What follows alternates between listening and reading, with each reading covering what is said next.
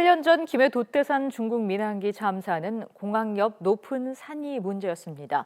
하지만 김해 신공항이 지금 안 그대로 건설이 되면 중국 민항기 사고의 재발이 우려되고 있습니다. 취재팀이 최초로 제작한 시뮬레이션으로 분석한 결과에서 나온 것입니다. 진재훈 기자가 취재했습니다. 김해 신공항은 부산 승악산에 막혀 김해 방향으로만 이착륙이 가능합니다. 취재팀은 신활주로의 안전성에 대한 시뮬레이션을 부산대 항공우주공학과에 의뢰했습니다. 민간 영역에서 제작하기는 최초의 시도입니다. 활주로에서 16km 떨어진 김해 진례 상공에서 착륙을 시도합니다. 높은 산들이 가깝게 보이고 곧이어 김해 도심 상공을 그대로 관통합니다. 오른쪽으로는 김해 고층 아파트가 손만 뻗으면 닿을 듯합니다. 네, 컴퓨터 시뮬레이션 상으로 보이는 고층 아파트입니다. 32층에 108층 높이입니다. 대형 항공기들이 이 착륙 과정에서 이 아파트 상공을 오가게 됩니다. 기존에 형성된 도심에 상당한 영향이 불가피해 보입니다. 활주로가 가까워지면 갑자기 고도를 낮춰야 합니다. 장애물인 산이 바로 아래에 있기 때문입니다. 착륙을 했다 하더라도 해발 500m의 승악산이 활주로 정면 앞을 가로막습니다.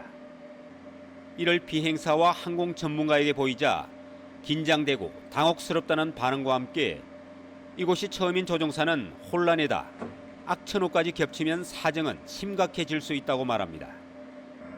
특히 착륙에 실패할 경우 급상승하면서 오른쪽으로 급선회를 해야 합니다.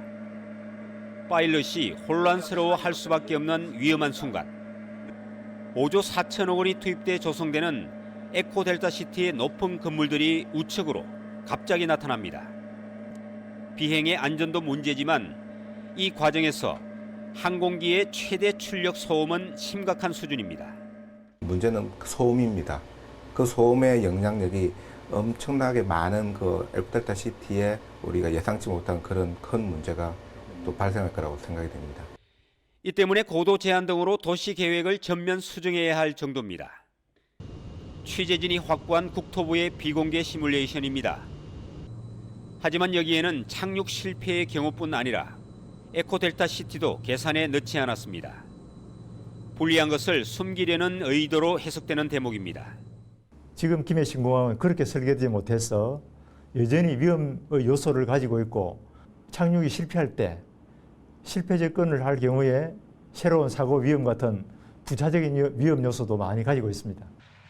특히 활주로 길이마저 3.2km로 짧은 데다 확장도 불가능합니다. 안전구역도 줄였거든요. 그렇게 해서 겨우 3,200m 활주로를 이제 만들게 되는데 앞으로 확장 여지가 없다. 그러면 10년, 20년 뒤에 또 공항을 옮겨야 되고 신공항을 만들어야 된다. 이런 게 말이 됩니까? 10년도 못 보고. 계획만으로도 이미 반쪽짜리가 된 김해 신공항. 가장 기본적인 안전이 무시된 것이 확인되면서 이제 국무총리실 검증단의 엄격한 검증과 함께 국토부가 답을 할 차례입니다. KNN 진종입니다.